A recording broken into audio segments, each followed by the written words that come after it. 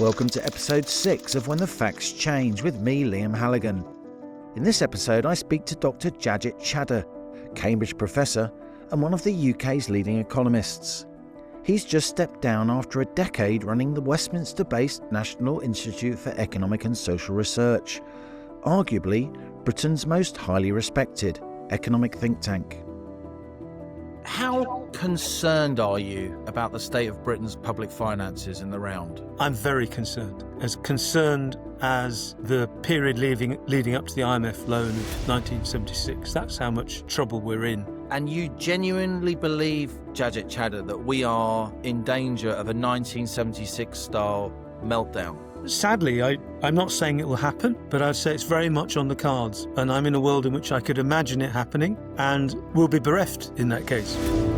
We will not be able to roll over debt. We will not be able to meet pensions payments. Benefits will be hard to pay out. So we're going to have to make some very difficult choices over the next year in order to get the public finances under control. And a government with a majority this size that folds when it tries to cut expenditure is a real concern. And if you can't do it in your first year, it's going to be more and more difficult to do it as the Parliament goes on. I think it is a feature of British public policy that things are only acted upon in a crisis. We're not in that world of fiscal stability that the UK has had a reputation for centuries. You know, we're in a world of deep fragility in our fiscal position.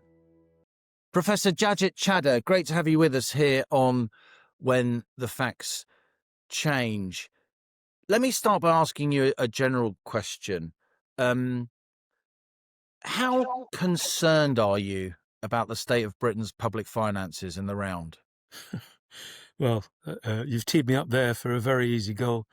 But by the way, thank you, Liam, for inviting me on. It's an absolute pleasure to be with you this morning. I'm very concerned.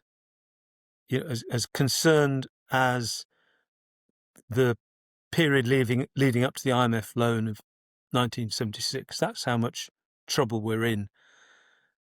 Like you, I'm reminded of the Hemingway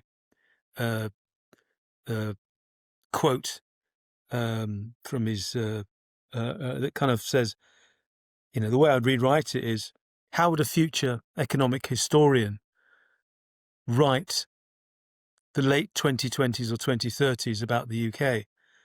And the question that she might have, or a chapter title might be, how did the UK go bankrupt? And, you know, the answer is two ways: gradually and then suddenly. And that's the way all bankruptcies go. You continue to be able to borrow until you can't. And the fiscal authorities need to listen to the concerns of people who've been studying these things their whole careers. That's not just me or you, but there is a broad consensus out there that we are in fiscal trouble. Our 10-year bond yields are 4.7 at the moment, very high by international standards. Our 30-year yield, which is the one that tells us about relative supply and demand, the 10-year is more about the path of short-term interest rates, but the 30 years telling us about supply and demand is over 5.5%.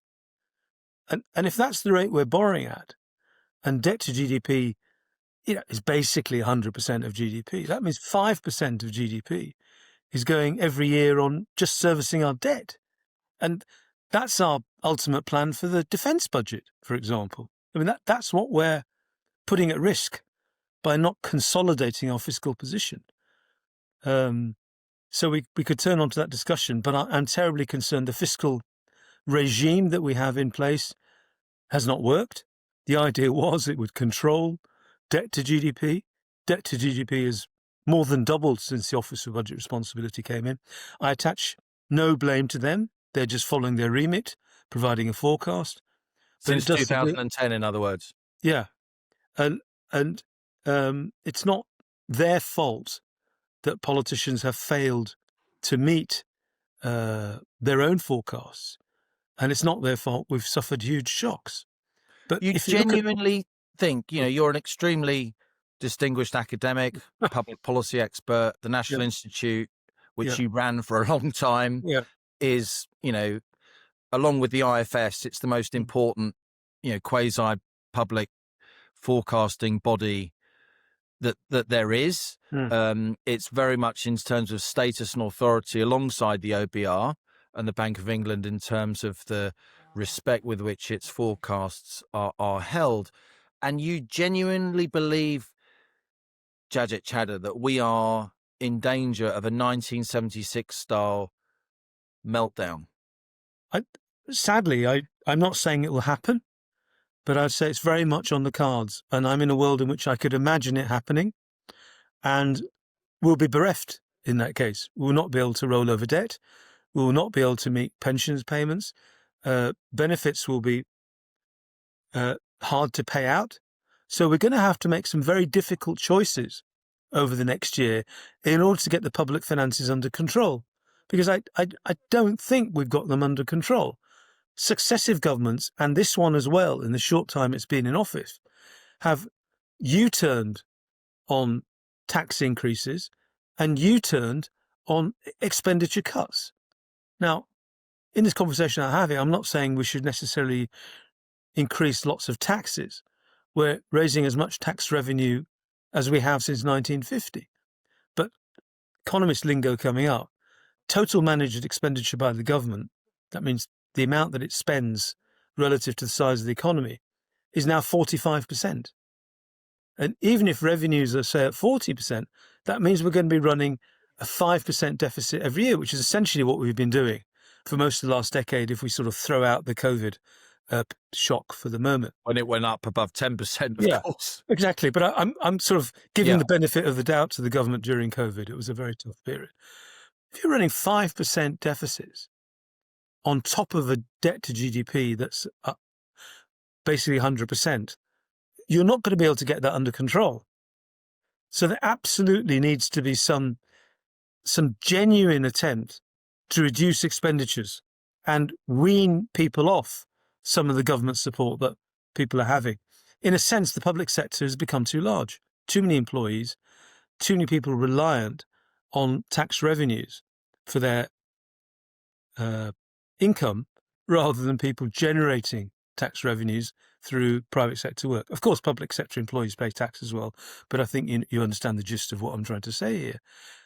I do. Post-COVID, the state under COVID was like 55-60% of GDP, and it returned not back to 35% of GDP. Its returns are like 45% of GDP. That's right. And taxation revenues, even with the tax burden at a 70-year high, which Labour inherited, by the way, they're pushing it up even more, of course, cannot keep up. Do you think we're now at the point, Jagjit Chadha, where increases in tax rates will lead to less tax revenue? Do you think we are beyond the peak of the Laffer curve? Oh, I think that's a fairly flat level, the Laffer curve. It might be possible to raise more revenue with higher income taxes. And there is a case for lower down the income ladder for higher taxes. If you look at the share of the contribution to overall income from people in the middle deciles, it's not as high as it was 30 years ago. Yeah, and it's not as high as other countries like France and Germany, right? Exactly. And it's clear the reason for that. Governments want to get re-elected, and this part of the income distribution is felt to be the pivotal one. So they're being looked after.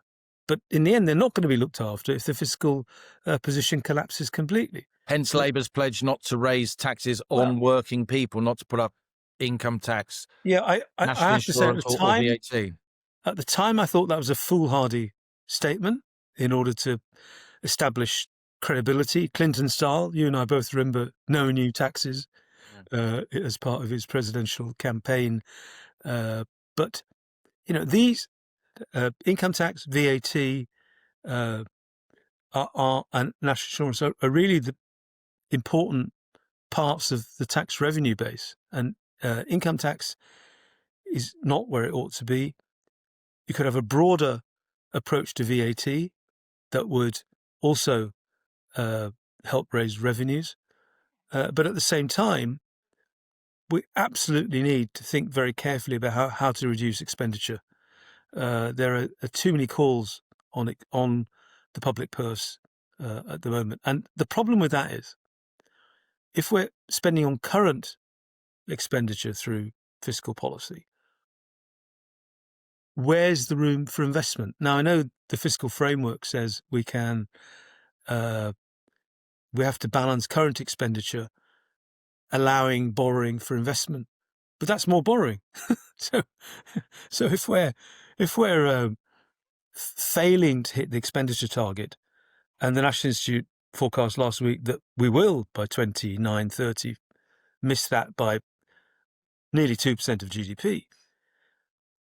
If you're investing on top of that, you're going to be running up an even higher debt to GDP or PSFNL, whatever number you want to use, which leaves it even more difficult for us to invest because interest rates will be higher and more vulnerable to future shocks, of whatever kind.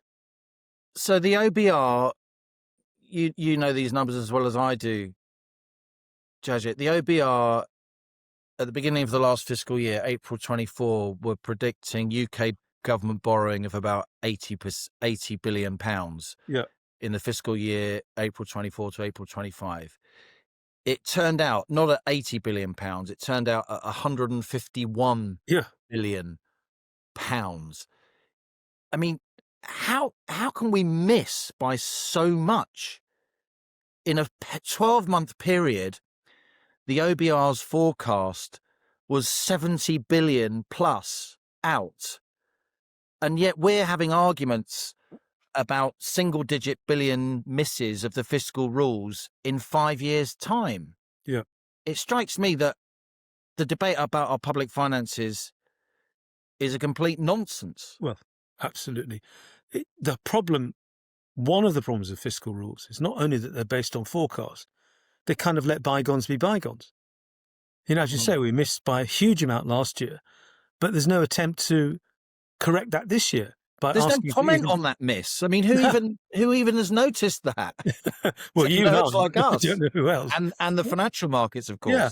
Well, that's one of the reasons interest rates are higher for the UK than comparable countries at the moment. That we don't have a fiscal framework that really controls the deficit or the debt level, because it's based on forecasts, which turn out to be wrong, and don't force the government's hand back to a stable level. And in the end, those forecasts, they're just politics, aren't they, Jagjit? You and I have both been professional economists. We've done that kind of forecasting personally. We've been in the room when the forecasts are discussed scientifically always, but it's politics. It's politics. And in the end, politics is endlessly flexible and the laws of mathematics aren't. Well, yeah, I mean, I don't think the OBR is particularly influenced by politicians in their forecasts. But what we have are politicians that don't take those numbers seriously. They want to be in charge. They want to make decisions. They suddenly decide to scrap welfare payments, and then when backbenchers revolt, they decide not to, which sends signals of poor competence in running the public finances. And we've had that a number of times with this government as well, announcing or agreeing very high wage agreements with public sector unions, which I feel is certainly fueling wages and probably fueling inflation as well. I've written lots about something that I've dubbed rate splitting. We've seen a fall in the Bank of England's policy rate from 5.25% to 4% since last summer. And over the same period, we've seen that 30-year gilt yield, which I agree with you is very much the important one when assessing the market's view of the long-term solvency of the UK economy and its suitability for borrowing. We've seen that market-driven 30-year gilt yield go up by almost 125 basis points in completely the opposite direction. That really shouldn't be happening, should it? What does that signal, that rate splitting? I think it signals a number of things. Partly, it's a global trend towards higher long-term interest rates. Financial markets are in total concerned about the level of sovereign debt. Don't forget, since the period of low interest rates, advanced governments throughout the world have used that as an opportunity to build up debt. It's been cheaper, so let's get more of it. They've been like a kid in a toy shop at Christmas, essentially, taking on more and more debt because it was cheap. There is almost certainly a kind of risk premium attached to the UK at the moment. And I'm not talking about necessarily a result of the Trust's Kwarteng budget, but also question marks about the competence of the government in running the fiscal portfolio. I think there have been a number of examples of U-turns and changes of mind that cause us to worry. It's not full-blown evidence, but financial markets are always about trying to, form correct subjective expectations about what's likely to happen. And a government with a majority this size that folds when it tries to cut expenditure is a real concern. And if you can't do it in your first year, it's going to be more and more difficult to do it as the Parliament goes on. And that's partly sort of, the reason for the elevation in long-term yields. Our inflation rate has proved more stubborn than other countries, as you said a few moments ago. That's the service sector driving higher inflation for a long time. So that's going to bolster up. Which reflects the domestic economy, of course, because service sector is wages, utility bills, and so on, rather than global trends. That's right. And then, to add almost insult to injury, the banks, which I think is the right thing to do, is to reduce the size of the QE portfolio, but the portfolio of bonds held by the bank. So the Bank of England is selling gilts into the market just at the time when the government's borrowing, on average in recent months, 15 to 20 billion pounds a month. So, and they've been selling relatively aggressively into the market compared to other economies, which is then asking the market to hold even more bonds. So you're running a deficit of, let's say, 120 billion to 150 billion a year at the moment. And then on top of that, you're going to try and sell more bonds into the market, and that's going to drive up yields as well, because people are going to say, well, if you want us to hold this many bonds, we want the price to be a bit cheaper, which raises the interest rate. You're right to point to global trends, of course, Jagjit. But having said that, the UK is now increasingly an outlier. As you say, our 30-year yield, despite successive interest rate cuts in policy rates from the Bank of England, is above 5.5%. It's not above 5% anywhere else. It's way higher than the G7 average. It's way higher than, even with respect to them, countries that have recently been in debt crisis like Spain and Greece. And there's a big concern, isn't there, out there in the markets about the extent to which the UK, in a bid to keep the headline rate of borrowing low, has been issuing index-linked debt, because then you give the market an inflation hedge. What do you make of the fact that almost, at least 28%, possibly as much as a third of our debt, that the numbers are very hard to come by, is linked to the rate of inflation? The coupon that the government must pay on that debt is linked to the rate of inflation. And it's linked, isn't it, not just to the CPI, but to the RPI, the retail price index, which is well in excess of 4% now. Yeah. Well, I think that will change from 2030 off the top of my head. I could be wrong. I need to check that. That will be CPI after that. But in a world with inflationary tendencies, one of the problems in our economy is our supply side is impaired. So that means when shocks come along, it very quickly turns into inflation. We're unable to sort of respond to that. So inflation rises. And skill shortages. Shortages. Lack of a capital to invest. Exactly. And a workforce that is also sclerotic, to say the least. We don't know how many people are available for work. It's also difficult to get around the country because the infrastructure is poor. So we end up with more volatile and higher inflation following a positive inflation shock than we would otherwise have.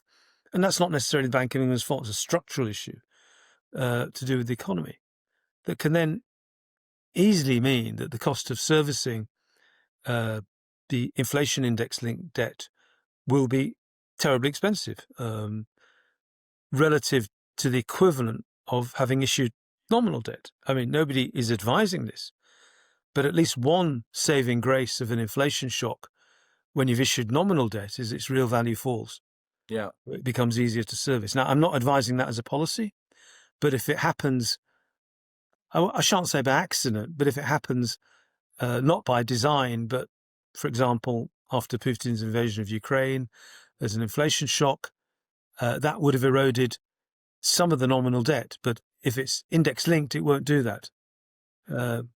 How do we get into a situation, Jagjit? You spent a career, in the corridors of power. You're an incredibly well-connected economist, not just in the private sector, but obviously in the public sector too. How do we get to the point where, upwards of 30% of our debt is index-linked, our sovereign debt, and the next highest is Italy with 12%, and the average across the other big Western economies is 5 or 6%. Isn't that just a tendency that we have to push things into the long grass and try and contain the headline realities with sort of statistical jiggery-pokery? We have that, don't we? Also, we're past masters at borrowing liabilities off balance sheet, not least for massive public sector pensions, PFI liabilities, a private finance initiative. My mates in the financial markets, people that trade hundreds of millions of pounds of bonds for a living, they think Britain has a real kind of tendency to bury problems rather than confront them. Do you think that's unfair? There are two parts to the answer. First, we started issuing a lot of index-linked debt because the pension funds wanted to hold them. Their liabilities are in nominal terms, so if they can assets that are inflation protected, it's very useful for them. So the world in which we had defined benefit schemes, it was very helpful for them to have index-linked bonds on their portfolio because they're committing to a nominal income stream. Good for them. And they're hedged. Yeah, it's good for people who not for taxpayers. Yeah, that's right. But the pension schemes themselves were hedged by holding these index-linked bonds. And so the market, because we had such a stubborn inflation problem in the late 70s and early 80s, were very happy to gobble up these index-linked bonds, and we could issue them on a relatively cheap price relative to the nominal equivalent, which meant that we were kind of making money. They were often being able to be sold at 60 to 100 basis points below the equivalent nominal. So that's partly why the market became so mature. And then we wanted to fill different parts of it as a typical kind of issue. Your second question is about the way that we confront things in the UK. And having watched policymaking, almost in up close and personal, that is a problem. That is a problem. We only deal with things when they're a crisis. We're not at all good at spotting and acting on structural trends. Now, the point about a structural trend, whether it's an aging population or the lack of infrastructure, are all things that we know about. So we could formulate policy plans to deal with it. But what exactly are we formulating? What have we done? Well, nothing. A lot of talking. A lot more people talking, but without decisions being made. So I think it is a feature of British public policy that things are only acted upon in a crisis. And we see this in any of the memoirs that we read about politicians or civil servants even. It's deeply amateur. Yeah. I mean, I don't think we're bad at spotting things. There's lots of tremendously astute people, who spot these things. Yeah. You, for instance, there are many other people in British public life who are really good at spotting things. We have no dearth of, human capital in the UK. Yeah. On the contrary, I think we're blessed with an incredible amount of analytical acumen in this country. And I think a lot of the rest of the world would agree. It just strikes me that our political class, our media class, are just really good at ignoring things. Yeah, I mean, so what I think they'll do, their own mindset is, no point in solving this because it's not seen as a problem. or the media will say, no point in writing about this now because no one's interested. So the dynamic is almost to wait for a crisis to happen or something to spill over and then address it, rather than just doing the right thing now. It's a bit like an airplane being in some turbulence but not acting on it until it goes into a tailspin. And I think, as you That's say, how you describe the economic management of the UK after a lifetime operating at the highest level. yeah. Well, there is that problem. We just don't seem to address things at all. The one or two times we have is probably with the medium-term financial strategy put together by Nigel Lawson under Mrs. Thatcher, and central bank independence in May 1997 was another example of us doing something in advance of it being critical and it being a quite excellent innovation in British Do you public think we policy. need a sort of step change in our economic management framework along the lines of the Lawson MTFS of the early and mid-80s, along the lines of the Gordon Brown, Ed Balls revolution of independent central banking? Jagjit, since May 2021, inflation has been at or below target in only 4 months. Yeah. Since May 2021. Yeah. As you say, while the media fixates on the future when it comes to fiscal policy, these insane, I would say, navel gazing about made up numbers in 5 years' time, rather than looking at what's actually happened over the last fiscal year, we are now an outlier in terms of our sovereign bond yield. Do we need major upheaval? And what would the Chadha reforms look like? Well, you say Chadha reforms, but I think there's a consensus across economists such as myself and possibly you that we're still leaving too many decisions in the hands of politicians. To the extent to which we think delegated authority to the Bank of England has helped the pursuit of price stability, which I believe firmly. Delegated authority in a number of areas of fiscal policy, I think, would help as well. I mean, politicians may argue that they're the elected democratic officials, and they should be choosing these things, but they don't have to. They can set an agenda, decide what they want the experts to do, and sort of let them get on with it. Now, we had a so-called fiscal council very early on in this government, which involved two academic economists who I rate very highly, and two special advisors who are smart, good people, but incredibly young without experience. And deeply political. Yeah, well, that's right. By definition. Yeah. So, that does not an economic advisory council make.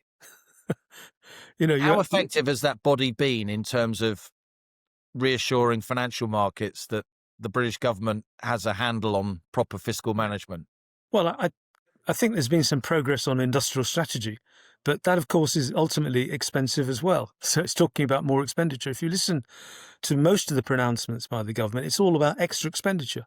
Now, I'm not going to rail against extra hospitals or extra trains or extra tracks or whatever it is they're talking about, but such statements must be accompanied by statements as to how that's going to be funded, where the revenue is coming from. You can't just spend mindlessly. So the Economic Council has, I think, been given too few people on it, not enough administrative support, and being dragged into too many issues. So it's been diluted as a force as a result of that. And as you say, half of it was political in terms of two young people who were political. So that's not the way to do it.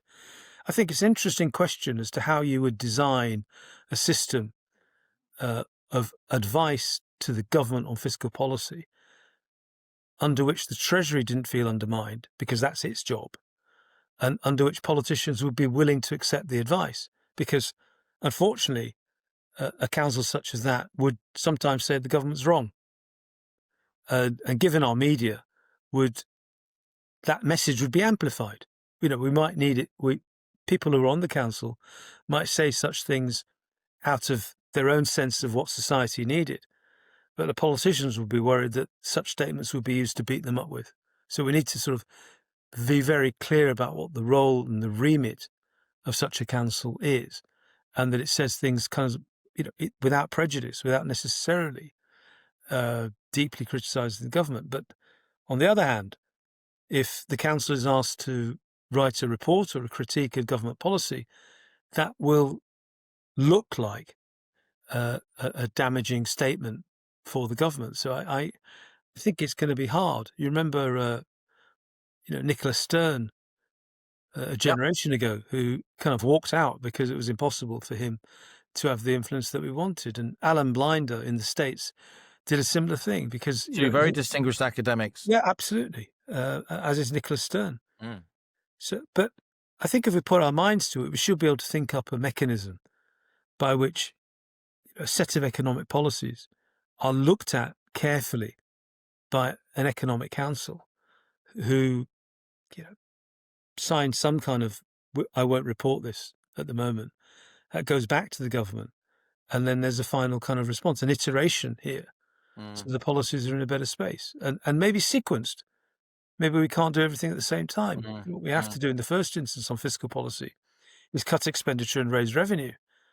And then we have to think about how we can invest. But I'm not convinced the plans for investment have sufficient guardrails. Who's going to make sure they go to the right places, get the right rates of return, that we don't get pork barreling, that they're all sent to marginal constituencies? I haven't seen much that convinces me that will happen, that kind of guardrailing. There's a lot of use of that word, but the more they use it, the more I am concerned that they're not going to do any.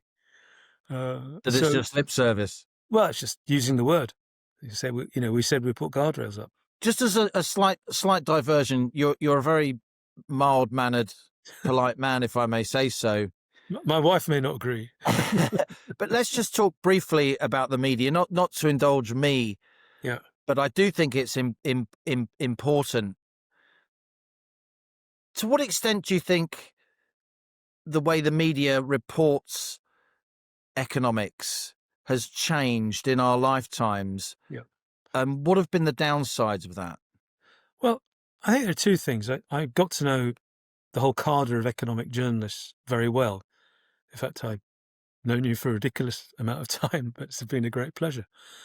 And they're actually very good. They understand the economy. They understand economic concepts. They're able and willing to engage on more complex issues and sit down and talk to you about them. And sometimes you learn from them as well. So it's been a wonderful two-way process. I actually very much enjoy talking to economic journalists. But there are two issues here. One is the constraint of space that they give in the papers, which requires everything to be so simple that you can't necessarily get to the point. Simplistic, really. Yeah. And then I also find if something becomes really important, the other journalists take it over as an issue. So you're not able to run with the really important stories. It gets taken from the economics correspondence to the lobby correspondence. Yeah. I've obviously been both at different times in my career, and it's completely true. And I have to say, many of my closest friends are members of the lobby. They're political correspondents based at Westminster. I'm fascinated by politics, as I know you are too. Yes. But when I arrived in the lobby as a young economist in the 90s, I was absolutely shocked. Not just how little economics people knew, the disdain they had for any basic economic concept. Yeah.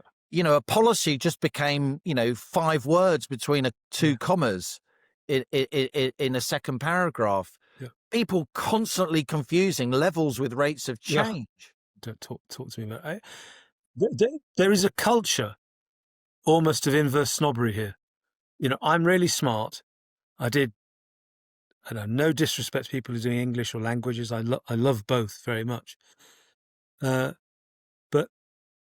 I don't need to learn economics. It doesn't add anything to my value system. It's almost grubby.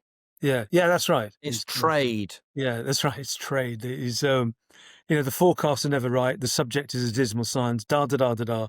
So I'm not going to get involved. Much better that we can discuss Wordsworth, which is probably right at some level.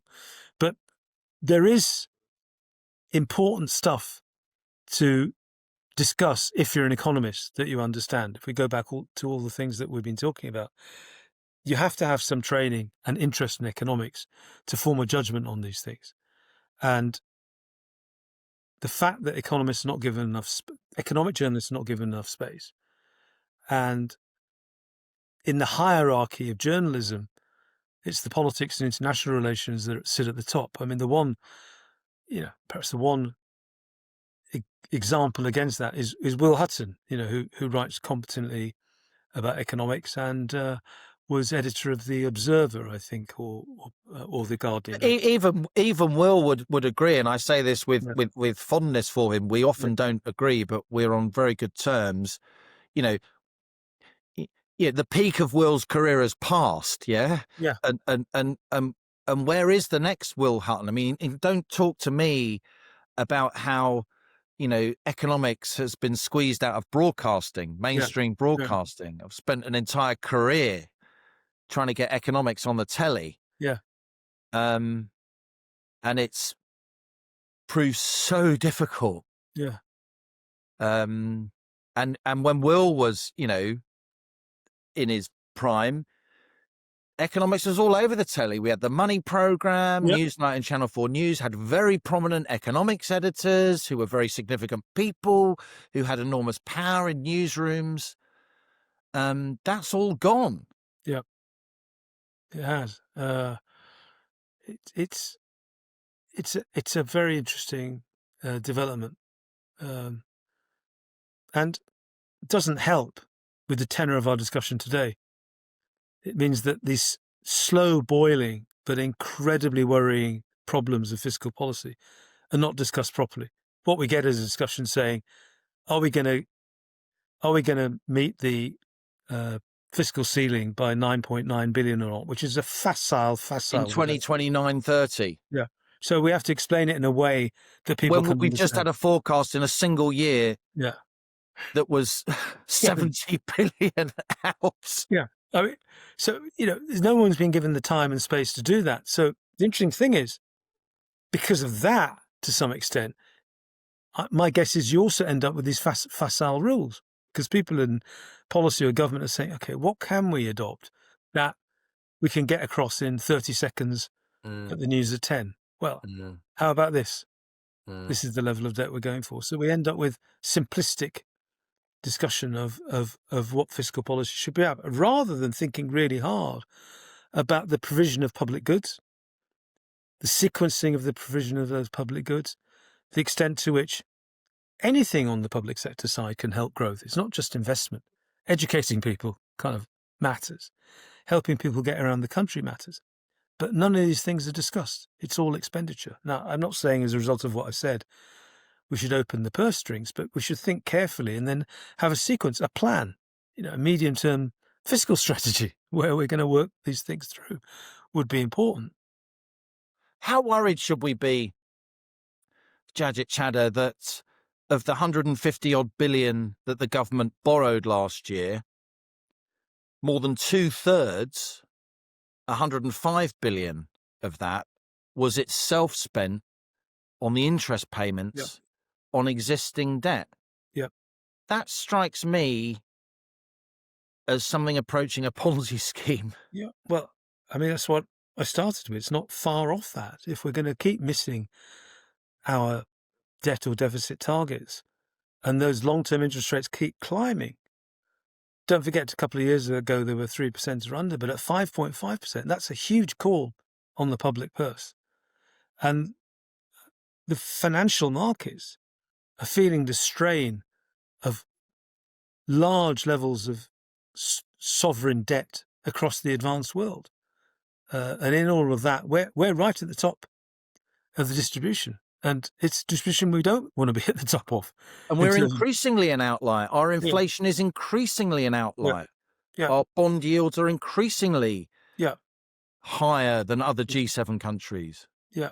we're not in that world of fiscal stability that the UK has had a reputation for centuries. We're in a world of deep fragility in our fiscal position, and there needs to be an urgent policy plan to deal with this, because I'm afraid it's just drifting at the moment. I haven't seen any improvement for a number of years now. Is it fair to say, again, you're a very even-handed analytical person, but is it fair objectively to say that Labour were given a very tricky fiscal inheritance by the Tories, tax burden at 70-year high, as I've already said, and yet under this government, the fiscal situation has become significantly weaker? Yeah. Well, I was surprised, having kind of a world in which we kind of knew Labour would win the next election. So we knew, they knew they were most likely to win. So there could have been a very much a world in which there was a focus on the deep problem facing the UK economy. Now, they decided to go for productivity, didn't form a plan as to how to deal with productivity. It's just a lot of statements about how we're going to raise productivity. But the sad fact is you can't control productivity. It's a will o' the wisp. It will come to you if you do the right things elsewhere in the economy. If you run the markets, you regulate them properly, you train your people, you create communication, broadband. We know the kind of legs of what a successful economy needs. So that's not a puzzle. That's where we need to focus.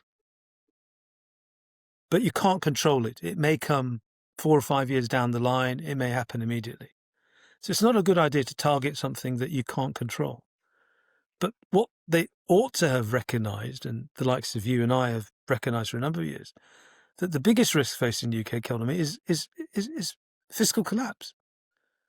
If you can solve that problem or ease financial markets concerns, interest rates come down, which give you more space to deal with. But also you've kind of addressed something that you can control. And that's what you need to do. You need to address something you can control, and that would be the expenditure and revenue side. And there was nothing in the budget, as far as I could see, that really addressed the problems. And I think that's a great shame, because the dynamic of these things is governments should get the difficult stuff out of the way early, when they have a large majority and people are still egging them on. The problem now is over a year has gone and nothing has been done. And it'll get harder and harder to do anything as the window to the next election closes. How close are we to fiscal collapse, Jagjit, and what would it look like? Well, it would based look on like the example of 1976, which I know you've studied very closely. Well, look, first, nobody wants that, right? Absolutely, we don't. We want to be able to sell our bonds at auctions, but if we have an auction one day and we can't get the bonds away, that will be the start of the fiscal collapse. At the moment we can sell bonds at auction, they're more and more expensive. But at some point, the markets may say, no, we don't want any more of your produce. It's past its sell-by date. And we must avoid that as almost alongside defence. The first priority of the government is defence of the realm, but also ensuring that we're able to borrow on demand at reasonable rates from financial markets. Now, the bank is doing its job by moving us towards price stability. We can argue about whether it should have done it more quickly or whether we should have had all the cuts that we had. I personally wouldn't have cut the last time. I think I'm worried about inflation, but let's not argue about 25 basis points here or there or 50 basis points. But the bank is doing its job, but the fiscal position is not being addressed. So we're left with a more and more vulnerable fiscal position, at which point the markets may just say enough is enough. I can't tell you when, because there's sentiment, there's what's happened in other economies. There are, Would you describe it as a real and present danger? I think that's a good phrase. It is a real and present danger that we will have a problem at an auction if we don't address the deteriorating fiscal position in the next 18 months. Professor Jagjit Chadha, thanks a lot for appearing on When the Facts Change. Thank you, Liam. Always good to see you. Take care. Thanks for joining When the Facts Change, Economics and Politics in a Fast-Moving World with me, Liam Halligan. Please subscribe to my When the Facts Change YouTube channel and my podcast via Spotify, the podcast app, or wherever you listen. And above all, please subscribe to my When the Facts Change Substack for more of my interviews and writing.